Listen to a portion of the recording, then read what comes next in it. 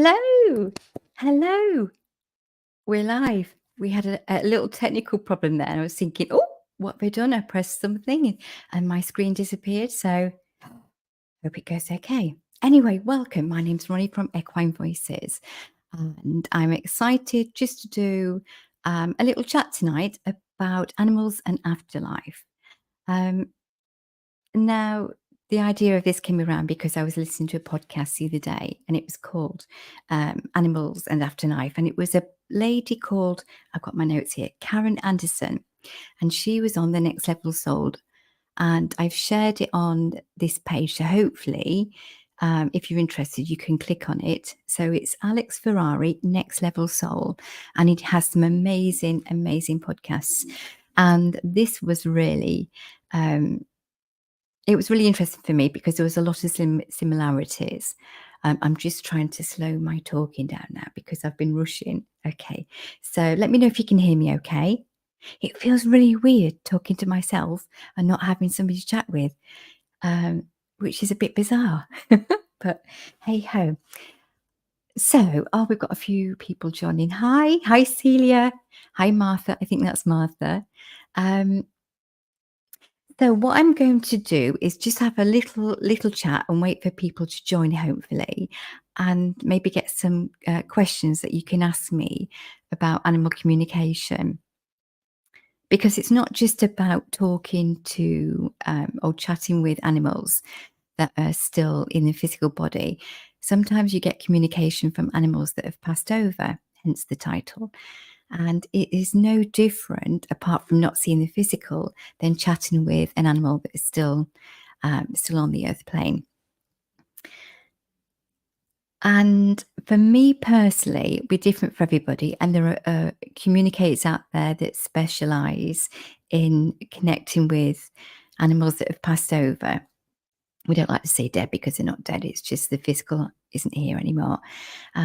But for me, what happens is they normally connect with me, and it may be that a client that I've been to see has had an animal that's passed over and they link in somehow. So I don't always initiate it, but sometimes I will connect. So if I see a friend's horse, or sometimes even on Facebook, I see a horse that has passed over, and sometimes I'll get a link in and I can pass any messages on to people I may know or through a third party.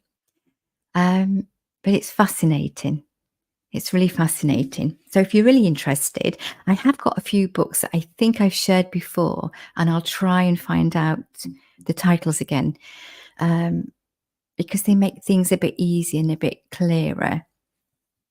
And it varies depending on the communicator, but the basis of it is generally the same. So let's have a look. So we're also on YouTube. Once again, if anybody wants to ask any questions, please feel free, and then I can answer them. So I'm only going to stay on as long as there's people watching or we get a bit of interaction. So what I'll do is I'll share a story, because when I was thinking about what I was going to talk about, I was in my car and straight away this horse popped in, and he's a beautiful, funny boy. And he's been around me for quite a while. He's not my horse. He's somebody I know. And I did see him when he was actually alive, and he pops in. But as soon as I was thinking about this, it was like, tell him my story, tell him my story. So I'm not going to say who it is, because I have talked about him before and the person knows, but I'm not going to mention his name. But it was a story to share, and he wanted me to share it. So I was basically driving home one day, and I got this feeling of this horse and the person. So that's how it comes for me. I'll be doing something, driving, whatever I'm doing, and the person will pop in, or the animal pops in. So this is a horse that's passed over. And it's a feel to start with, and maybe a couple of words. And what I do is I pay attention. Now, if I'm really busy, such as driving, I acknowledge it and carry on doing what I'm doing. And then they'll pop in again. So I go, okay, that's the second time. And then the third time is my sign, which was very similar to Karen Anderson, the other communicator that I talked about earlier. She said, when I get it three times, I know I have to pass it on. So the third time this message came through, I thought, okay, I hear you. And I pulled over and I just typed in what I was getting into my phone and passed the message on to this person. And straight away, I got a text back saying, "That's so funny because what you've just said and you described is what he used to do to me." So he used to pull at a t-shirt. He pulled at a t-shirt, and she happened to have that t-shirt on that day with holes in it where he'd been pulling at it. So that was confirmation for her that I was connecting to her horse. Um, but it was really funny because it's just how he came in, and he just wanted her to know that he's still around. And so I sent the rest of the message, and then I carried on my journey. Um, but it's just interesting how they come. So again, that's not one that I was connecting to intentionally. He popped into my awareness, and so I passed that message on. Oh, we've got a few more people. Hello from South Africa. Oh, how exciting! Okay, so when you make a comment, if you just put your name, because it hasn't shown me who it is, it just says a Facebook user. So if you put your name next to it, and then I can say hi. Okay, I'm just checking, and we've also got live on YouTube in case anybody makes comments on there. Has anybody got any questions? Yeah, I know that's you, Martha. I know Martha's here. Lovely Martha and Celia. I know you two guys are here. Taryn from South Africa. Oh, hi. Oh, hello. And Jane. Oh, hi, Jane. Hi, Joe. Oh, bless you, Joe. Okay. So I'm just going to put this little comment up because this is Joe. So Joe says, "Hi, Ronnie. I'm going to read this out for the benefit of the audio afterwards. Hi, Ronnie. We'll never forget when you contacted me when Bonnie made you have a stop to stop your car. We'll be forever grateful, Joe. Oh, you're more than welcome. It's so funny. Um, so what happens is I don't know the information that comes through is relevant until I get some feedback. So I get a feel, okay, and I get a name of the horse or the person, and sometimes it's just a feel of something, and until I type or record, because that's what I do now, I quite often record and then send the voicemail. Until I start to say what is the first few words, the rest of the information then follows. And it's only enough so that the person understands the message and knows that it's their horse that I'm connecting to. So I don't have to have the whole picture. And it might be that they just want them to know that they're there because they can feel maybe they've been sad, or maybe they've been thinking about them. Because when people pass away, when people pass over, their energy, their spirit is still around. So it's exactly the same.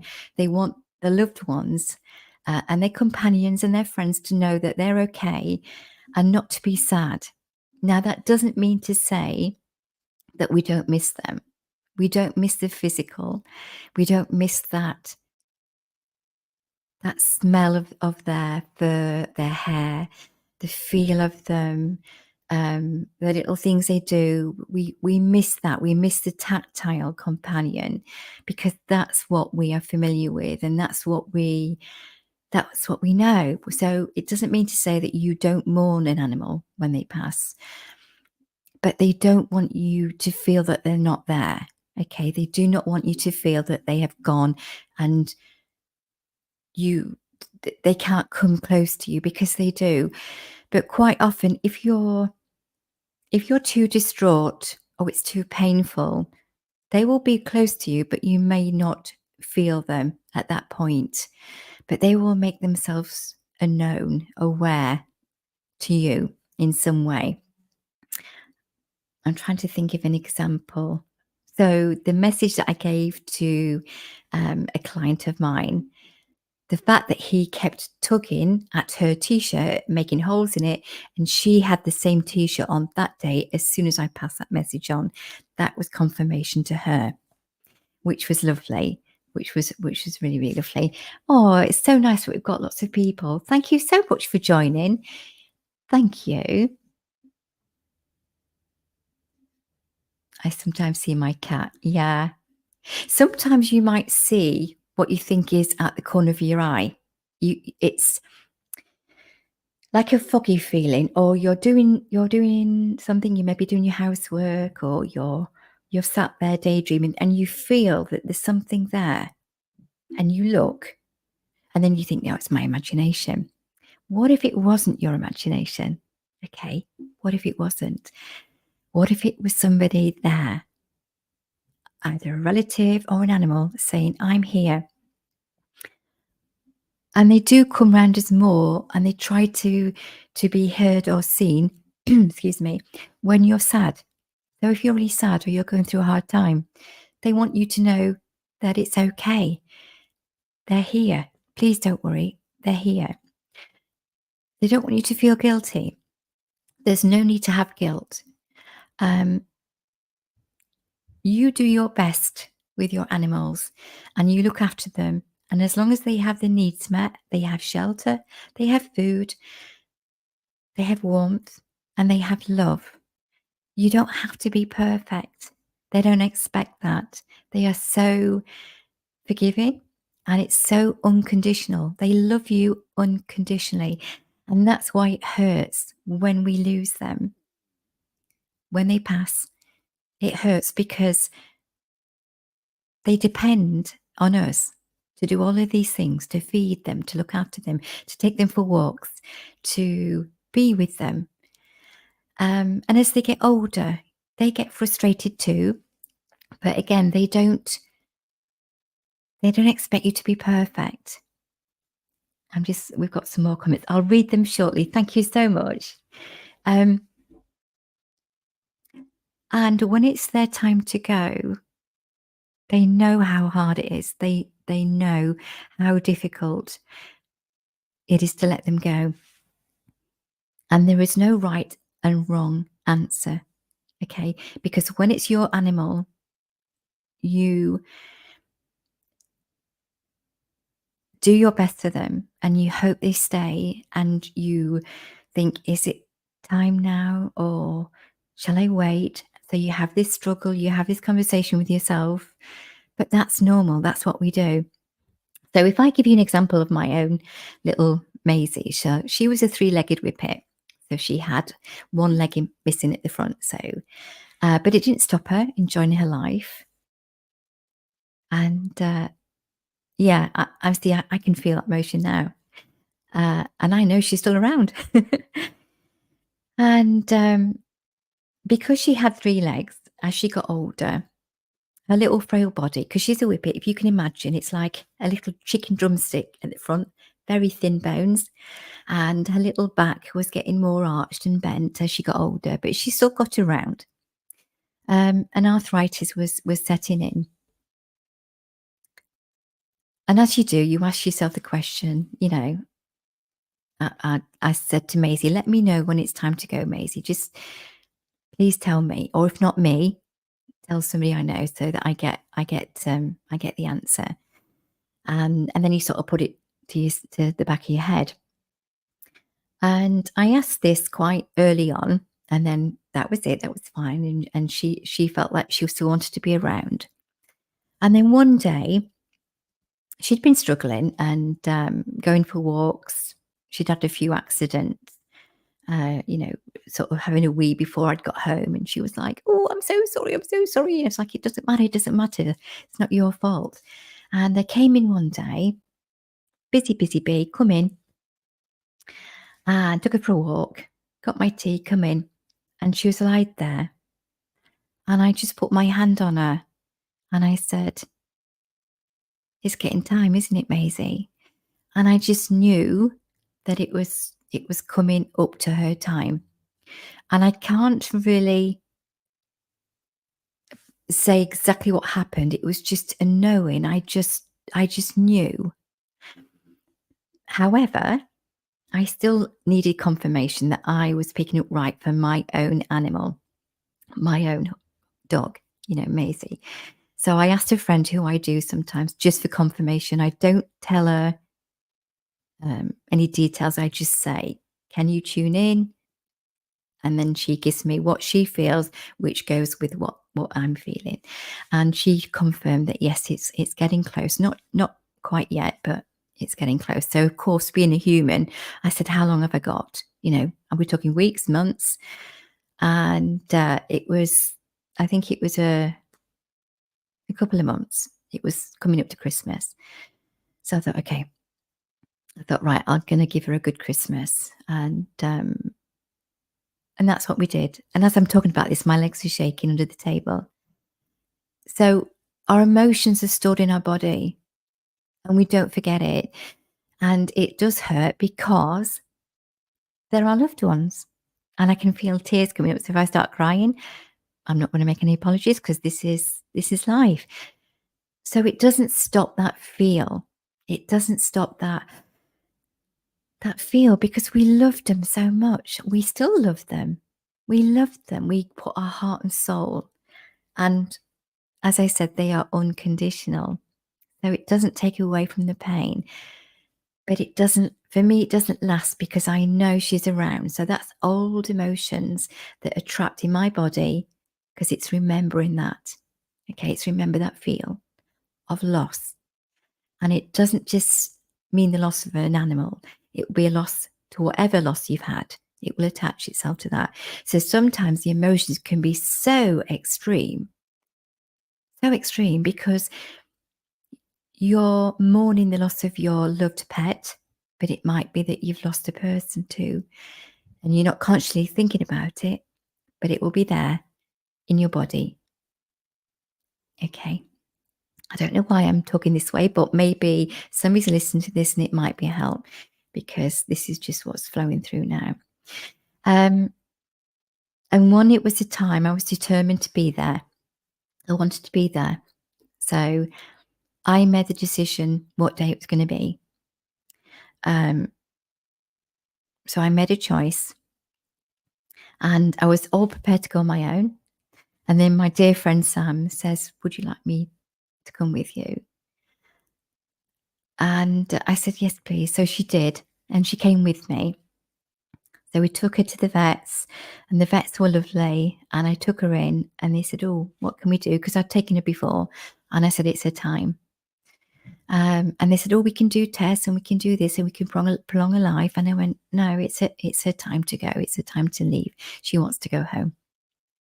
So she did. She went home and it was very peaceful. It was very beautiful. And then I came home and buried her in the field where my horse is. And Sam and the girls, her children, came out and helped me dig a hole because it was bloody hard work because it was clay soil. So we was digging a hole and we put Maisie in there and it was beautiful. But she's still around and she's often in the car with me. And it's so funny because she always used to be in my car. I'll often be driving and feel her. And I go, "Hi, Maisie." So I can think about her and it's not heart wrenching. But when I think about the story, I'm going through the story and I'm explaining it to you. The emotions are attached to the story. Okay. Not to Maisie because she's still here. They're attached to the story of what happened. So I'm saying that again because I think maybe somebody needs to hear that. So it doesn't not take away from the sadness or the loss of that physical smell, the feel, the little nicker of the horse or the dog barking or the cat, whatever the animal is, does not take away from that. So don't feel guilty. Allow that to come through you because that's mourning and that's what you need. But they are not gone. I promise you 100% they are not gone. They are still here. Okay. Right. I'm going to see who else has commented. Okay. Oh, hi, Pam. Nice to see you too. Nice to see you too. So I don't know who this is, but I'm going to put it up. And again, I'm going to read it for the benefit of the audio because this is going to be made into a podcast. After my horse Crystal passed, I kept seeing a giant moth in the strangest places. And after my darling old girl, my solid dog passed away, there was a white feather in a food bowl. Are there real signs they would send or just what we wanted to see? No, no, absolutely. So you know the thing about if you see a red car, or say you're thinking of buying a new car and you like a red Ferrari, okay? At my price range, but hey ho, a red Ferrari. Then you'd be driving along, you think, "Oh my god, I've just seen a red Ferrari." Maybe not a Ferrari. Let's say Fiesta, a red Fiesta. And then you go around the corner, there's another red Fiesta. And then there's another red Fiesta. It's not that you're looking at them, but your awareness is a bit more open to seeing them. Signs are no different. A sign for you may be different to somebody else. If you saw a feather and you felt in your heart that was a sign, it's because it is a sign. Somebody else might see that and it might mean nothing to them. If a sign for you was a buzzard flying over and you heard a buzzard and you looked up, that is your sign. It's whatever it is to you. That is your sign. And if you feel it in your heart, that's what it is. Sometimes you can feel like butterflies or cobwebs. That is another sign. Or something brushed past your legs. Cats are brilliant at that. You might feel something, or maybe you're watching the TV and you go to itch your leg because you think something's just stroked it. That could be your dog, your cat. Horses connect anywhere because obviously they don't live in our living rooms. You could be driving along, you can be thinking about your animal and thinking, oh, and then you get this feel, and you might say, oh, I've only got that because I was thinking about them. Why did you think about them in the first place? They show themselves by coming into your thoughts. And you might think, why am I thinking of them? It's because they're saying, hello, connect to me. A little example, when I'm communicating, when I get messages, I get them all the time, all the time. Okay. I will get messages all the time. And sometimes I will get the message as I'm passing a certain point on my journey. Now, you could think, okay, I passed that point last time I got a message. So I think that's just making me think I'm going to get another message. And that's happened. And I go, I'm ignoring that because I think it's just because I've passed that point where I got my last message. And I'd carry on driving. And then they come back again. I think, no, it's just because I passed. It might be near where they live or a journey to them or just where you've had the message before at this certain point. And then the third time, that's my sign. So I can't acknowledge it. I text or voice message the message, pass it on. And then when I get a reply saying it makes sense, I think, okay, that's me, nearly ignoring it. So don't ignore it, even if you think it's your imagination, because you won't know until you acknowledge it. If you acknowledge it and you get a nice feel, then that's it. It's not always massive, big things. It's not like a billboard saying, hello, I am here. Can you see me? And the outline of a horse or a cow, whatever it may be. It can be really subtle and very, very soft. It can be when you're drifting off to sleep. It can make you smile, that you think about them and you have a smile and maybe a little tear.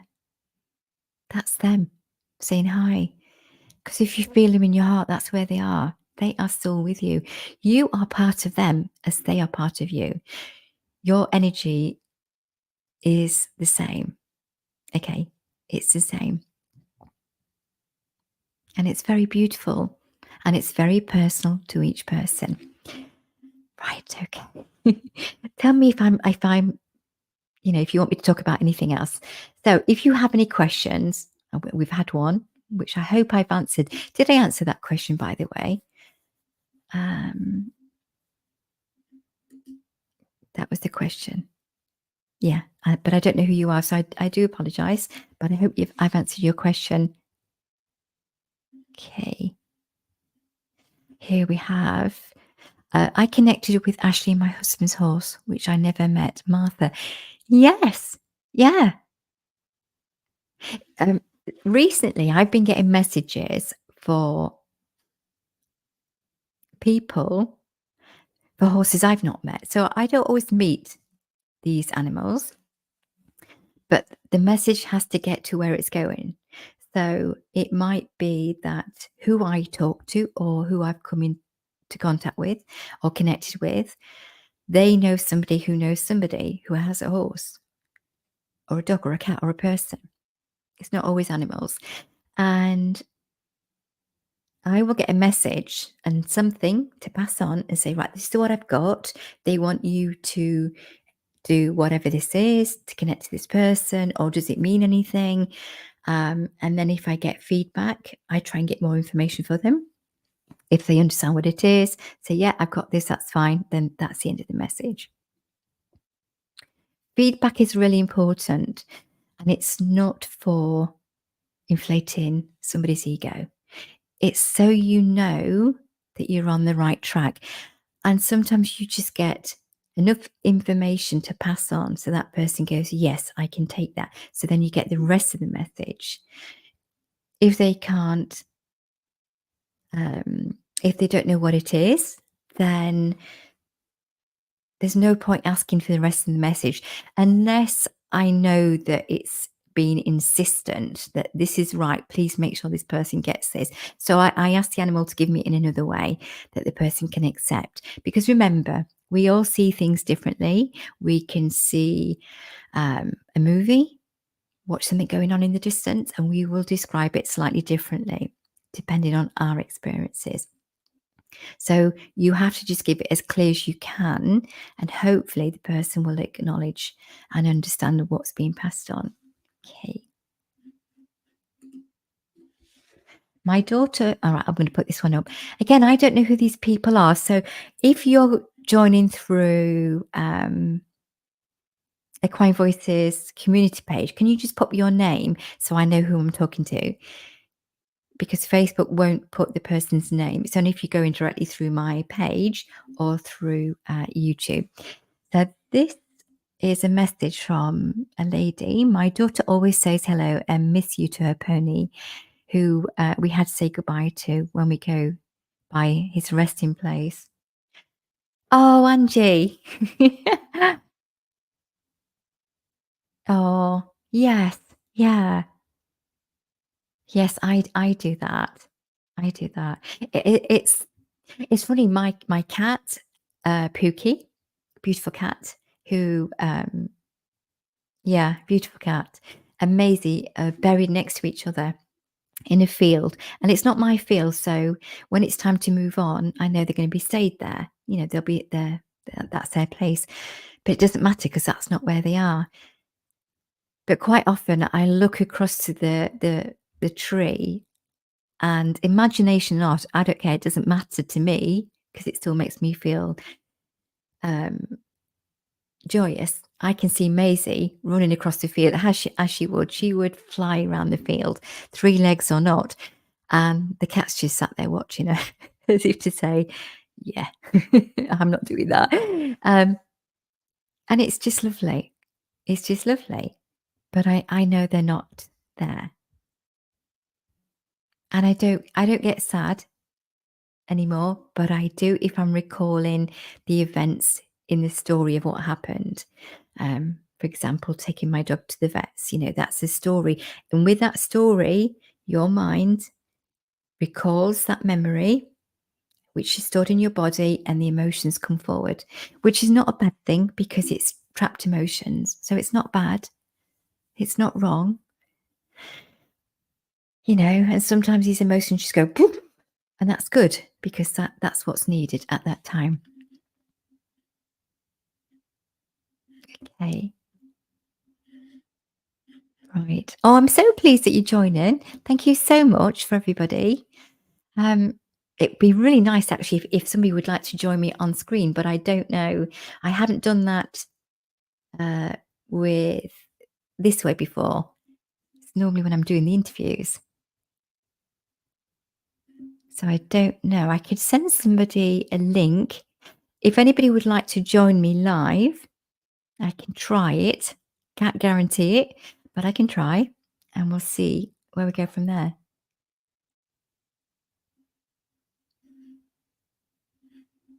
Okay.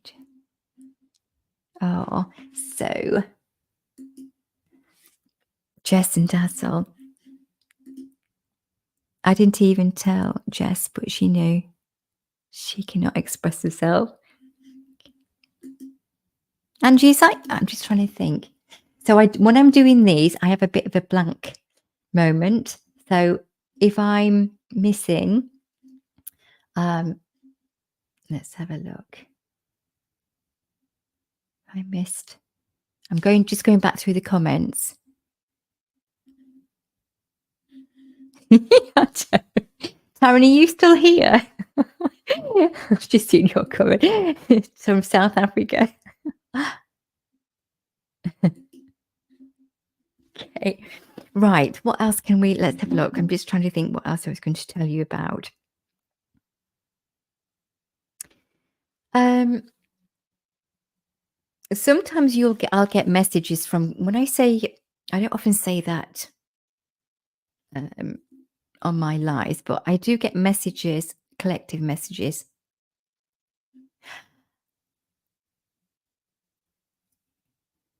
Oh, Angie. Yes, of course. Here we go. I just realized. Where are we? I've lost. There we go. Oh my God. Yes, of course. Finn. So Angie was a lovely lady. Yeah, I still remember you. I'm so sorry. This is what I mean about having blank moments. Yeah, Taryn's still here. So Angie was a lady. I was very lucky and very honoured, and I still I'm very grateful. And I mentioned this to two lovely ladies that invited me to Kiso to do horse camp, and I'd never done that before. And it was like a 20-minute sessions to just do an example of how communication is, how it works, for me. And I remember my first time I went, I was thinking, oh my God, how's this going to work? Because I've not done it this way before. Is it going to work? Anyway, it did. It worked. And Angie was one of the first few ladies that I met with her horse Finn. And it was lovely. It was such a lovely communication. And I loved doing the camps because whatever was relevant at the time came through. And even though it was 20 minutes, it was just enough for that person and that horse to receive and pass on what they needed at that time, which was great. And it was great experience for me. It was great experience because I thought if I can do that, then I should stop hiding behind myself and get out there, which I did. But yeah, so I'm forever grateful for that, and I always will be, and I will never forget that opportunity. Because it taught me a lot, taught me a lot. Okay. Hi, Ronnie. Lovely as always to listen to what we need to hear when it's not our story. Tours. Oh, bless you. Oh, Tours is another one. She was so kind to organise a talk at Chesterfield. Was it Chesterfield? Yeah.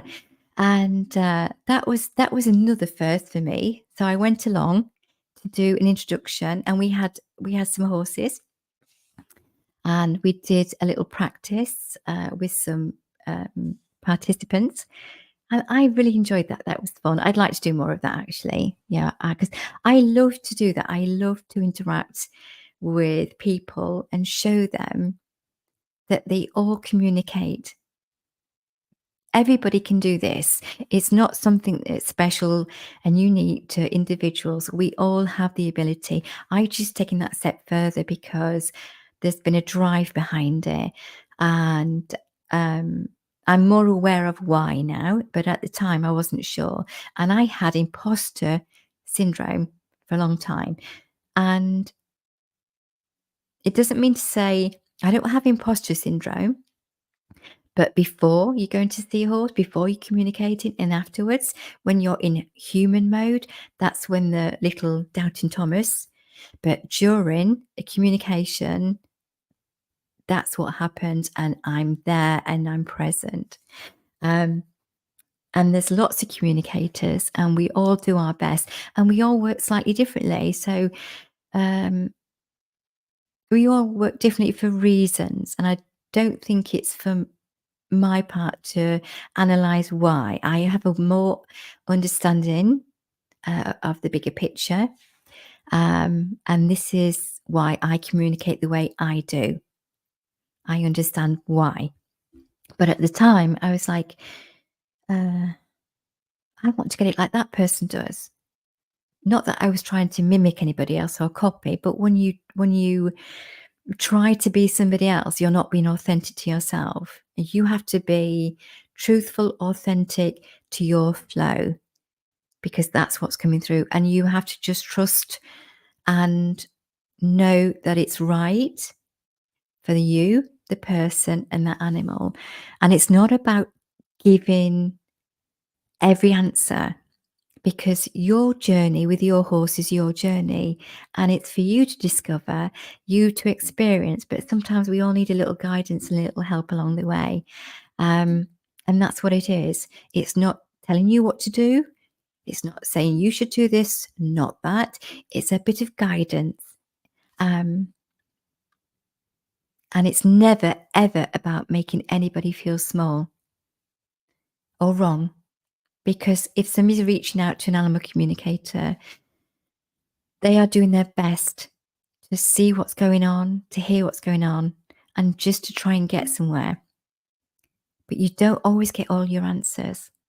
It doesn't matter whether you have a vet, body worker, communicator, you don't always get all your answers, because life can change with the flip of a coin. It's not fortune telling, it's at that present moment. And your mindset has a big influence. So if somebody had a communicator with a horse, it would be what's going on at that time. And for me, it's never just about the animal, and it's not for a lot of communicators. So I'm not, but this is, I can only talk about myself. Okay. Um, it may be that the human, the person needs to hear something so that they can move past what's blocking them, so the animal can get to the human and they can hear each other. And sometimes it's just to allow the human to let go of something. That's all it is. So it's not my job to question. It's my job to deliver the message as it comes, to be empathetic, to be able to give a hug, which I love doing because I'm a tactile person. And tears are always a good thing. Tears are always a good thing because it's releasing, as I was starting to release things that were trapped in my body when I was talking about Maisie, the story with Maisie. So the memory of Maisie does not make me cry. I don't get upset when I think about her. But the story of some of the things that happened does. And sometimes we can get attached to that. So I'm that's a whole nother podcast, I think. We can get attached to a story that's going on. Doesn't mean to say it's not real, we're not seeing it, but it can become bigger than it actually is. And what we do is we invest a lot of energy in that and we add to that pot. But again, that's a whole nother podcast. And if anybody would like more information about that little snippet, let me know and I'll do another one of these. Anyway, I don't want to bore you. I hope I'm not boring you. Okay. Yes, we all have the ability to speak to spirit, human or otherwise. Most, though, do not allow it due to many different reasons: fear, doubt, beliefs, systems. Yeah, very true, Martha. Very true. Very wise words. Um, Fear is a big thing, or people don't want to think. Let's go to imagination. I can approach a stranger sometimes easier than somebody I know. Not so much now, and I'm not talking about the communication side because I'll approach anybody. But me as a person, I found it easy to talk to a stranger. So that never ever bothered me, and it doesn't to this day. Um, and sometimes I think, well, what if this is my imagination? But the thing is, you won't know until you pass on the message. And 9 out of 10 times, it isn't your imagination. And the thing is, even if it was, what does it matter? Now, you're not going to pass on anything that would hurt somebody or be conflicting or not your place to say. So, if you was a friend of a friend and you felt you got this nice feeling, and you could say, "Do you know what? I'm sure your horse is here. I just got this feeling and I just got this picture of what they used to do." And you might bring a smile to your friend because they're remembering him and you're remembering them with them, and they might cry. Don't be embarrassed. Just give them a hug. Just give them a hug because sometimes that's all they need. Sometimes that's all we need is just somebody to remember their loved ones too and to share in that, especially if you knew them. Um, but yeah, you won't know it's your imagination until you pass a message on. So I'm talking about a friend to a friend. I'm not talking about what I do. Okay, so I'm going to put this one on. So this is Taryn. Okay, Taryn again. After the traumatic passing of Crystal, my horse, it took a long time to connect to any other horse again.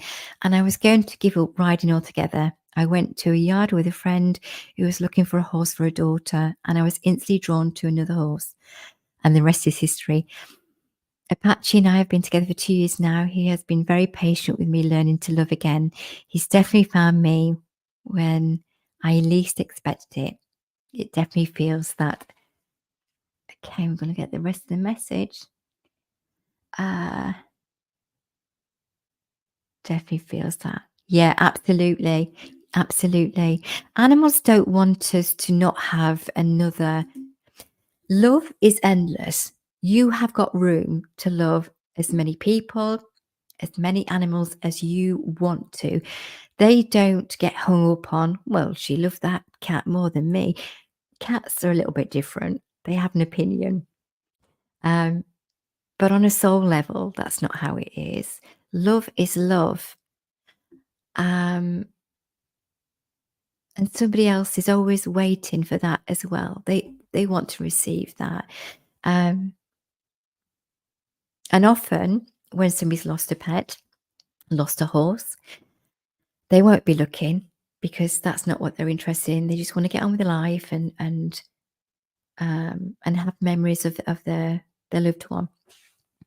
And then, as Taryn said, an animal will appear, or somebody says, "Can you help me? I've got a rescue. Can you take this cat on? Can you take this dog on?" And you'll think, "Okay, I'll take them on. I'll find them a home." And lo and behold, often the person keeps the animal because they've grown attached to them. Sometimes animals come back to the same people in different form, and they may have a similar trait as your older pet. They may do something and you think, my dog used to do that, or my cat used to do that. No, it's my imagination. How do you know? It may be that they've come back again to be with you, or because this happens, the old animal, the old soul has connected to the new animal in your life and presented something that they used to do, so that animal will show you. That is another way of them letting you know that they are still around, either in another form or the connecting with the animals that's there. That does happen too. But it doesn't matter. What matters is if you get that nice warm feeling and a smile and you think of them fondly, that's it. What's more precious than memories? Beautiful. So somebody just said, that was my next question. What do they come back? See, this is how the universe works. Again, I don't know who this is. I've got so many people on here, which is absolutely wonderful. And I have got no names apart from the ones that are showing. So I'm assuming this is coming through my group page, which is awesome. That's so cool. Okay. So I'm going to read that again. So somebody's just put, my next question was, do they come back? And I literally just explained that. So yes, they do. Um, they can come back as another dog, another cat, or another species, um, or through that animal. So it might not be the soul that you remember, but they're making themselves known to you through that animal. So the next time that you think that happens, whether you think it's your imagination or not, acknowledge it. Just take a moment and say, is that you? Whether it is or not, I'm sending you love and thank you for coming to see me, and see how that feels. Because when they know you're paying attention, they will come back more because they get excited. Now, I don't know if somebody's about to ask this question because my guidance is just saying to me, you've got to say this now. Okay. Somebody might be thinking, well, how can they connect to you if they've come back as another animal to another family, another person? Um, they can. They don't have to be in one place. Hence, that's why I can talk to somebody in New Zealand, Africa, Australia, different time zones. There's no such thing as time. They can have a new body and be with another family, but they don't forget you and they love you just as much, okay? But they can still communicate with you, even though they're living another life. I can't give you a simple example because I haven't got one, but trust me, they can. So if somebody was about to ask that, or to, yeah, okay. So Thomas, is that Thomas Teskey? Thomas, is that? I don't know. I've just got Thomas. Is that Thomas Teskey?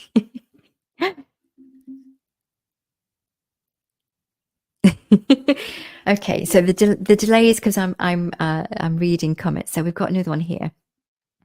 Again, I'm going to put this up and I'm going to read it for the benefit of the audio later. I have had 3 horses, ponies in my life, all came to me. I had a strong bond with my first pony after an awful accident. My second pony came into my life for 2 years. Blaze is my third pony. Blaze is my third pony, who I have a strong bond with, and I've met and and you have met and read with me. I really believe my first pony is with Blaze, and you have just said the same could happen. I now feel I am not imagining it. I am sure I have my boys together. Hope that makes sense. Yes, it does. And excuse my reading now. Oh, okay. Cats. Okay. Sorry, I'm flitting because I'm talking and I'm also reading comments. Sam. Oh, Thomas. Oh, Thomas, Sam. Okay, Sam, do you want to write that? Sam Naylor. Are you asking me to share that story or are you asking, can you write that and then I'll expand on it, but just do a little write up. Okay. It's so bizarre talking to me and not having somebody else talking back to me. It feels bizarre. It's funny. It's funny how you get used to certain things. Obviously, I'm used to doing interviews this way now, and not just chatting with myself. So it feels um, a bit different. Okay. So Sam, can you do me a little write up? There is a delay, so I'll see if she does that. Okay. Have I missed somebody else? Any more questions about while I'm waiting for Sam to type that up? Oh, yeah. I think Tom came back. Butter socks replacing. Right. Okay. Let's see with this. Uh, okay. I don't. Right. I'm going to put this on. So this is from somebody on Facebook. Oh, it's Tors. Tors. Right. I've just seen your name. Hi, Ronnie. Can I share a story regarding what you are talking about? A while back, whilst at the field, my daughter Abby was running around for hours with a lead rope, playing with Bella, a friend's dog, laughing, rolling around. She was having so much fun. 2 days later, I bumped into that friend who informed me that Bella had passed away that last Sunday. We were both gobsmacked when we both realised that Bella had come to Abby to obviously say goodbye. Oh, wow, Tors. Oh my god, that's beautiful. That is beautiful. So I'm gonna leave it on screen so people can read that. That is beautiful. Absolutely. Wow. Wow. You've just reminded me a story of a cat I used to have. Um, a tortoiseshell cat called Smudge. Um, Now that was my first cat. I had a tortoiseshell cat. Oh wow, Tors, that's beautiful. Yes. And because you didn't know, you just yeah, that's beautiful. I'll put that back up again in a second for people to read because that's brilliant. Um, so before I moved down to the south of England, I used to live in Lincolnshire, and I had this beautiful tortoiseshell cat. Um, with I'm trying to think of his name. Isn't it bizarre? It wasn't Smudge. That was my first cat. Anyway, um, he was so lovely and so quiet, but he liked to go for exploring. But he would always be home. He'd come back every day, so he wasn't a cat that explored and would go off for days. He would always be there, and he loved sitting in front of the fire and the sunshine. So whenever I used to put my washing out in the garden, he would lie, and then he would come up and meow, and you had to stroke him. Whenever he came up to me, I always stroked him. It was like that was our greeting, and I stroked all my cats. But there was something uh, about this cat. I cannot remember his name. How bizarre is that? Anyway, um, he would come up and I would stroke him. Now, this particular day, um, I didn't see him the night before, and I remember thinking, Felix, thank you, Felix, thank you, Felix, who just popped in. I remember thinking, I haven't seen Felix. Uh, Maybe he's okay. So I was doing my washing. I put my washing out in the garden, and it was a really sunny day, and there was this sunbeam on the ground about a couple of feet from where I was. And I looked down and there was Felix. And I goes, "Oh, Felix, there you are." Now, normally I would go up and stroke him. I always did this. It was religious. There was something about him. I just went up and stroked him. I had to touch him. Now, this day, I carried on, put my washing out and said, "Hi, Felix." And I didn't stroke him. Now, I didn't think anything about it until I went in the back door. I went into the back door, put my basket down. I thought, I didn't stroke him. So I went back out and he'd gone. And I thought, oh, yeah, maybe he's in the house. So I came back in and I was shouting, "Felix, Felix." And I couldn't find him. I thought, oh, maybe he's just gone off exploring again. Um, and then it was later on in that day, this lady happened to be coming past on a push bike, and she says, "Oh, do you have a tortoiseshell cat?" And I said, "Yes." yeah, I do." She said, "Oh, I'm really sorry. I hope I'm wrong, but there's a cat at the side of the road about half a mile down the lane." She says, "It might not be your cat, but I know that I've seen your cat simmer in your garden." So I says, "Oh, thank you so much." And I got on my bike and I went down this lane. And as I see the story, this is what I mean about the story, the emotion. I can feel that now. And this is years ago, years ago. And as I got close, I knew it was Felix. But as I got closer, I realized he'd been there for a while. He'd been there probably overnight. And it was only a few hours ago that I'd seen Felix in my garden, but I didn't stroke him. I knew then that it was his spirit that came back to say bye because I didn't stroke him and I stroked him every time I saw him. That was our greeting. Always, I'll just touch him, even if I was busy. That day, I didn't. That was the first time. I didn't stroke him because he wasn't there. I could not physically have touched him, but he was there visually. And I remember relaying this story to somebody a few months later. I'd moved down here, so I wasn't in Lincolnshire. And my cat at the time was sat on the bed. And as I was saying this story, my cat hissed and sat up. And I knew that Felix was under the bed. His energy would made himself known under the bed because we were talking about him. So this is what I mean. When you think about your animals and you talk about them, they come closer and they love that because they know you haven't forgotten them. And they can be in another body, having another life. They could be in spirit, whatever, but they can still hear that call. They can feel that heart vibration from you.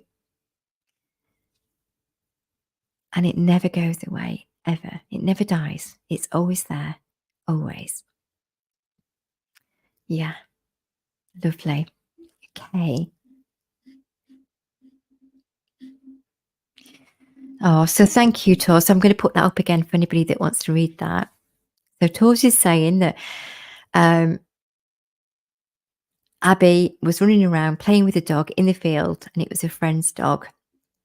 Um, Laughing, rolling around. She was having so much fun. 2 days later, she bumped into a friend who informed her that Benno had passed away that last Sunday.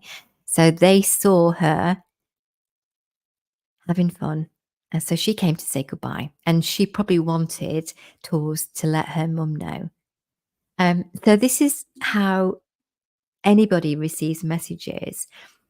Tors would pass that message on and say, I saw your dog, or we saw her, we saw her. Now, the owner might not be able to take that at that moment if they're really grieving, but at some point it will give them comfort or they'll ask about it. On rare occasions, maybe somebody doesn't feel that way or doesn't want to feel that way for whatever reasons, and we don't judge people. It's up to that individual to accept it, allow it. It's up to them. You can't force somebody to see and feel the way that you do. But hopefully, when they're ready, they will get confirmation in their own way. And that applies to humans, animals. Okay. There is no difference. Our humans, our family, our friends that are no longer here physically want us to know that too. And they will make themselves known. Very much so. Very much so. But if it's close, then sometimes it's too painful and they don't do anything to upset us or frighten us. They don't want to do that. Okay. So we've been on an hour nearly, and I don't want to keep chatting and taking up your time for the sake of it. So if anybody has got another question, I'm happy to. Okay, this is Sam. I think Tom came back but a socks replacement. So Sam's my dear friend, Sam Naylor. Some of you will know her. Uh, and Sam has had lots of animals. So yeah, lots of animals. Um, and Tom was, uh, yeah,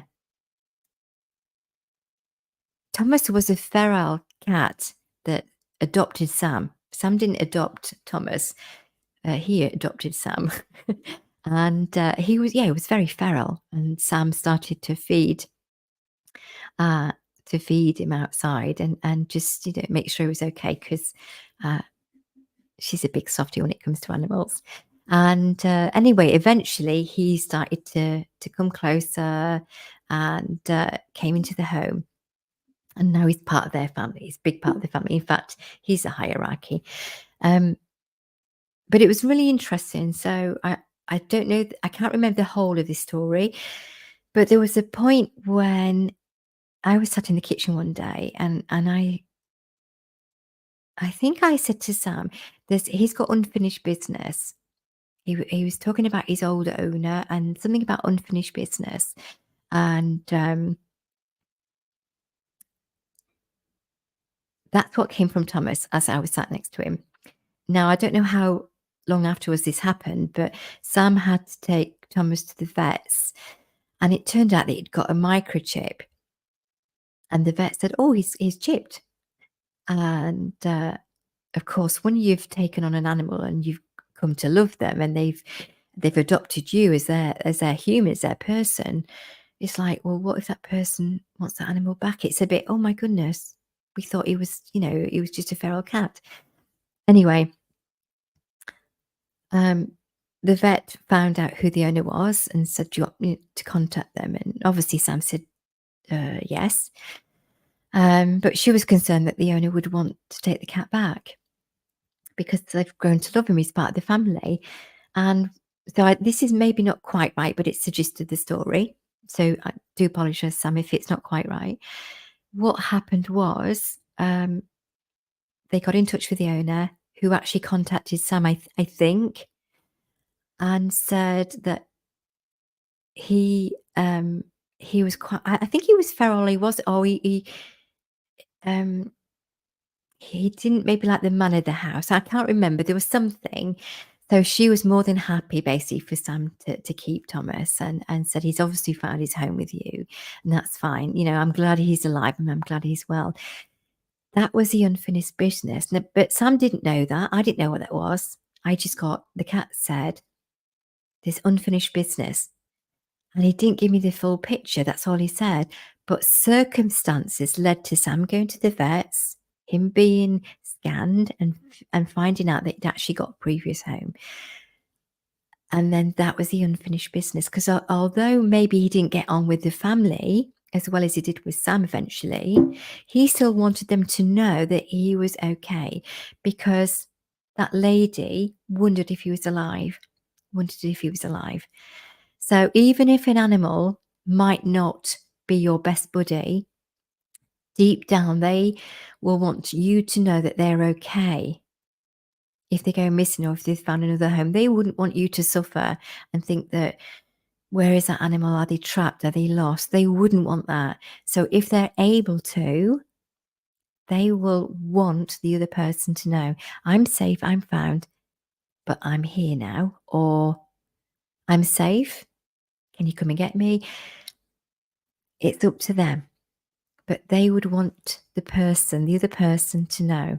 And this is why when an animal comes back in another life, another form, they would still want their old family to know that they're okay and they love them just as much. There isn't a case of, I love you more. There is enough love for all. I can promise you. But us humans like to think, but I love them so much. What if they love somebody else? They love you too, just as much. I promise you, they love you just as much.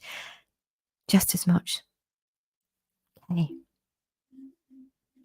So Martha, okay, so Martha is saying anything from my pets. Okay. Okay, Martha, give me a name of a pet. Can't guarantee, but just give me one of your pets, just and I'll see what comes through." I did share one story, but he'd got ahead of time. Um, oh, I'm just being prompted to share one more story too. Okay, Roxy. Okay, I'm gonna do that in a second, Martha, but I just don't wanna forget this, so just bear with me, and then I think we're gonna call it a night because 'cause I'm getting a bit hoarse. Excuse the pun. Um, right. So on a horse visit, on an animal visit, okay, but I'm gonna go with my experience. So sometimes people will get me out when it's coming to the end of time for their lovely horse, their animal, okay? And sometimes they just want confirmation that they're doing the right thing, or they want to know what the horse thinks, what the animal thinks. And I can honestly say, hand on heart, all animals would like to go, if they have a choice, with dignity. There is no right or wrong answer because it might have external circumstances that you have to say goodbye to an animal, and they never say, "Please don't do that to me." Sometimes they have a strong desire to live because they've got things to do, and they're not past it, despite what others might think. And it might be that they have another role, not the role that the person thinks they should have or have had. But again, it is individual to that animal and that person. There is no um, there is no same story, same scenario. That's what I'm trying to say. So they choose, if they can, to go with dignity. So there is no right or wrong or when is the best time. You know when it's coming up to it. And sometimes there might be something that comes along and says, "Well, I can give this animal more time." All you have to do is ask the animal in your heart, "Are you ready?" And it's not easy, I know, but just ask, "Are you ready?" And feel what comes.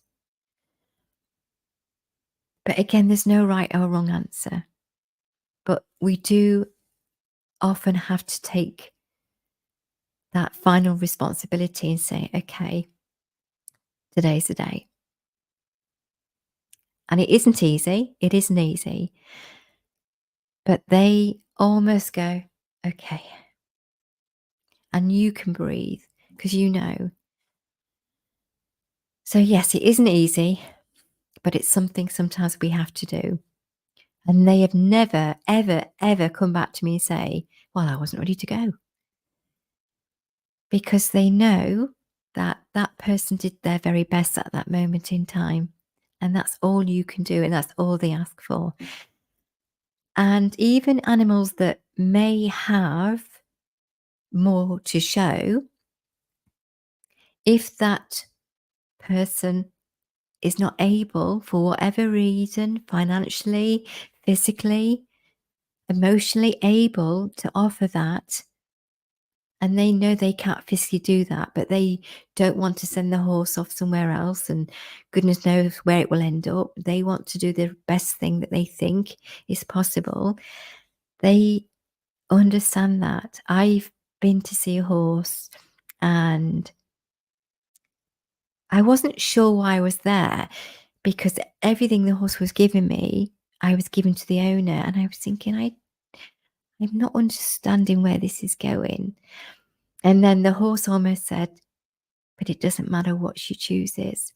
And I understood in those few words what the horse meant, because the horse knew that the person could not physically look after them in the way that they wanted to, with the vet bills and everything else. They couldn't do that. They couldn't do that. And they'd already come to that decision. And a vet would never put a healthy animal down. So I'm not talking about that scenario. Usually, the vets have already said what they can do and what the alternatives are. and we can preserve life, but it's not always possible, either on the animal's point of view or the human's point of view. So, but I have never had an animal come back and say they made the wrong choice because they know on a level that that soul has done their very, very best. So do not have any guilt. Do not have regrets. I know you will, but don't hold on to them. Let them go. Let that emotion come through you. Let that grief come through you. And when you think of them and smile and have tears, know that you're connected to them. Know they're with you. Okay. Sorry, that came through and they wanted me to share this with you. Um, okay. Right. Okay. Martha, Roxy. It's okay. Is that your cat? Okay. So the reason I'm saying that is because I've got a cat and I've got a dog and they're sat, but they're not sat close together. They're sat. Um, okay, dog. Okay, because okay, so somebody's cat's here too. Dog. Okay. Right. Let's see. Okay.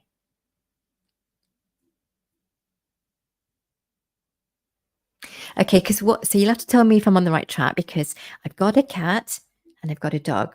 Okay. Because the dog is the dog, and they're not sat together, and it might not be that they were there at the same time because the dog is saying, looking at the cat as if to say, the cat had the upper hand at times. The cat had the upper hand. Now, okay, let's see what Roxy has to say. So the dog I'm seeing is presenting me with a paw and looking at the paw, the left paw. So yeah, just lifting the paw up. Okay, and saying different and a color. It's a two-tone color.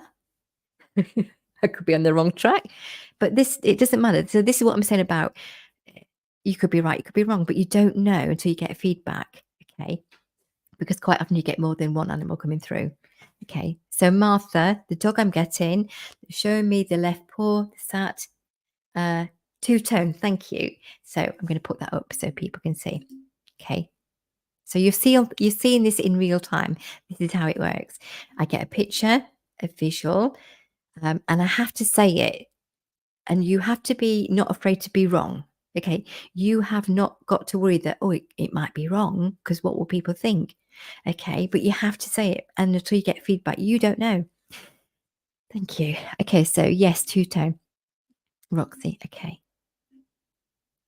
Okay.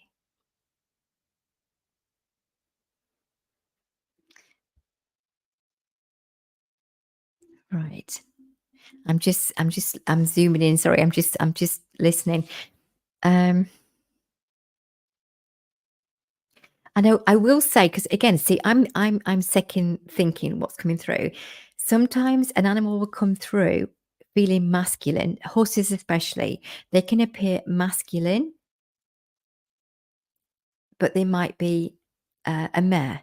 Okay, they might have a masculine personality, and they can feel masculine, but it could be a mare, and vice versa. So you have to be, as I'm communicating, I have to be clear. But what I'm getting, because I'm getting a bit confused because I'm getting two. I'm getting female, male. Now it might be the cat and the dog. That um. So I'm just going back to Roxy.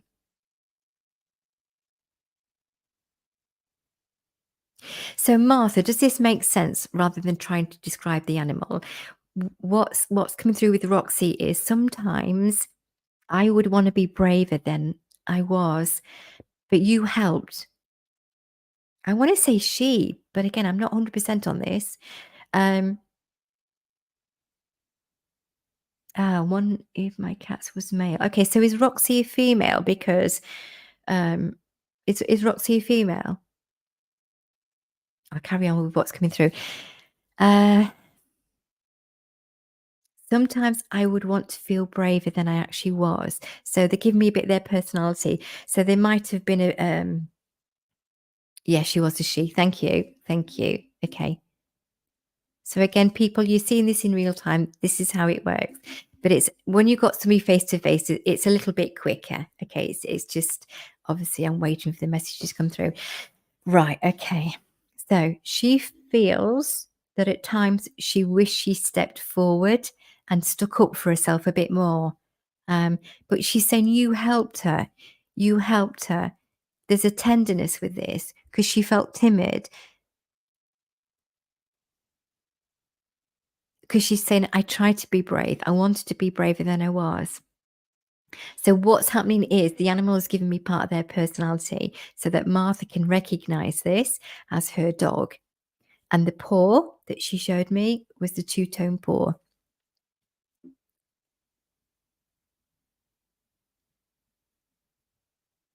Okay, so Martha's saying yes, that's her personality.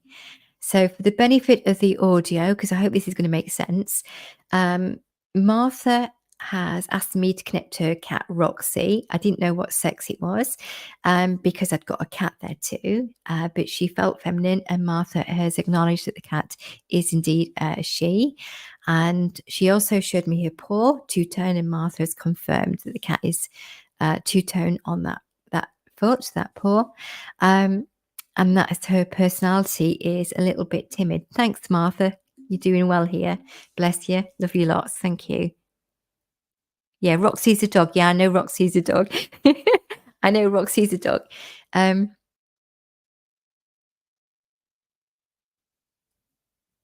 okay, yeah, your cat is male. Yeah. So, sorry, Martha's just confirming that the cat is male and the dog is female. So I've got two animals here.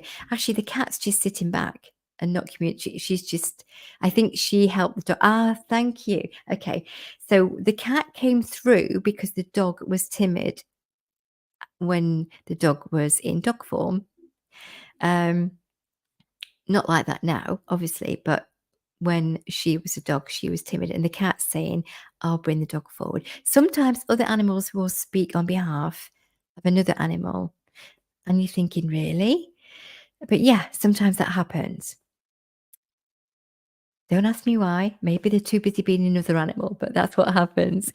And yeah. Oh, that's lovely. Thank you, Martha. Thanks for that. Right, let me just see if she wants to say anything before we go, because I'm definitely getting tired now. Um,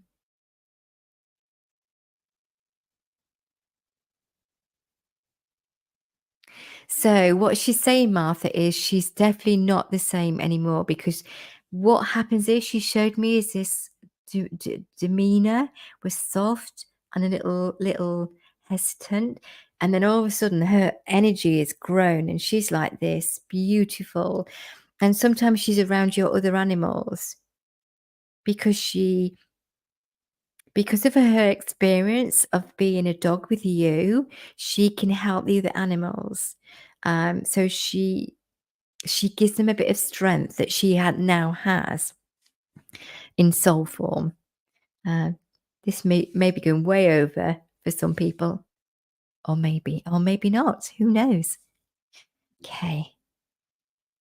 So she wants you to know that she's still around, but she's not the same. Her energy has grown, and she's more confident in her energy, and she helps you with your other animals, which is lovely. Right, guys, I think it's time. I am dying for a cup of tea. um, I hope you've enjoyed this little interaction. It does. I know it feels funny not chatting to somebody and just having me. It feels like I'm talking to somebody and there's nobody in the room, but obviously there is because they're all talking to me this way. Oh. If you have any questions, if you see this video afterwards, because you can watch it afterwards, okay, and you've got any questions, so I'm not talking personal, but general questions, okay. If you've got a personal question, then get in touch with me through my email. But if you've got a general question, then just send me a message. I am happy to give up my time. I always pass on messages. I do this because that is what I promised. Okay, this is part of my work, um, and I do this, and I do it more often than not. Um, And I love to hear back from people when it's helped them, um, for whatever reason. It's just lovely. It's just a nice. It's nice. It's like getting a hug back. Okay, because again, I don't know until I get feedback. I don't need to know the details. I don't need to know anything. All I need to know that is the message has landed and been received, because I am a communicator, in more ways than one. And I'm a channel for messages to come through and to get to where they need to go to. And that's part of my work. Um, oh, love you too, Martha. Thank you so so much for joining me today, and I hope I made sense, and I hope that it's brought a smile and a glow, and a bit of confidence to anybody that thinks, "Oh, I did feel my dog, I did feel my cat, or their horses." And your horses and animals that you have now don't feel left out because you still love another one. They know that you're not comparing them.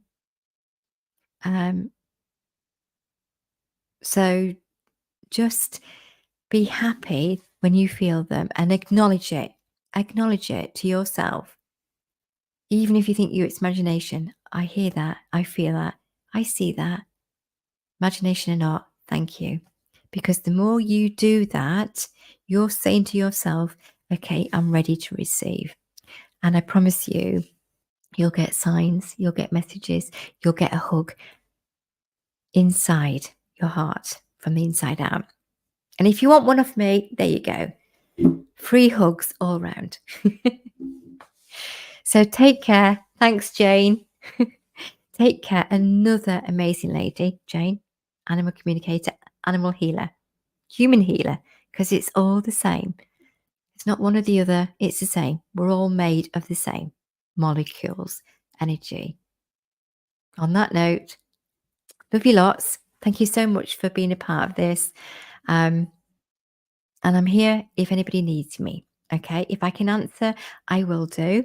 If it's a one-to-one, then do it personally, please. But general questions, I will, if I can answer you, I will do. Right. I'm off for a cup of tea. Take care and bye for now.